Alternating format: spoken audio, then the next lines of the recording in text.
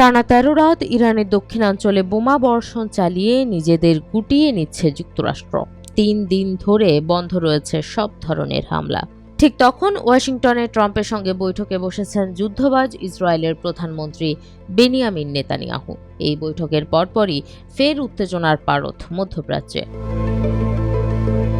একদিন আগেই ইরানে হামলা বন্ধের ঘোষণা দিয়ে আলোচনার ইঙ্গিত দেওয়া মার্কিন প্রেসিডেন্ট ডোনাল্ড ট্রাম্প ফের ইরানের সঙ্গে সংঘাতে জড়িয়েছেন।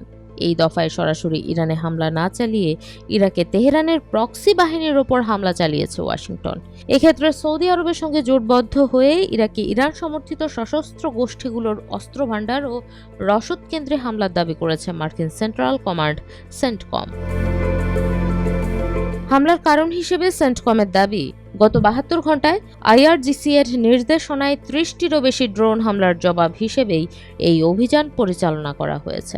একই সঙ্গে ওয়াশিংটন সতর্ক করেছে, হামলা অব্যাহত থাকলে আরও কঠোর সামরিক পদক্ষেপ নেওয়া হবে। এদিকে সৌদি জানিয়েছে, দেশটির পূর্বাঞ্চলে তেল স্থাপনা লক্ষ্য করে ছোড়া কয়েকটি ড্রোন মাঝ আকাশেই ধ্বংস করা হয়েছে। নতুন এই উত্তেজনা ছড়িয়েছে এমন এক সময় যখন ইরানের সঙ্গে ইতিবাচক আলোচনার ইঙ্গিত দিয়েছিলেন ট্রাম্প, যদিও ওয়াশিংটনের সঙ্গে আলোচনার কথা অস্বীকার করেছে তেহরান। দুই পক্ষের মধ্যে হরমুজ প্রণালীর নিরাপত্তা ও নিয়ন্ত্রণ নিয়ে চলমান অচলাবস্থাও কাটেনি, অথচ এর মধ্যেই ফের উত্তপ্ত হয়ে উঠেছে মধ্যপ্রাচ্য, যার প্রভাব পড়েছে জ্বালানি বাজারেও।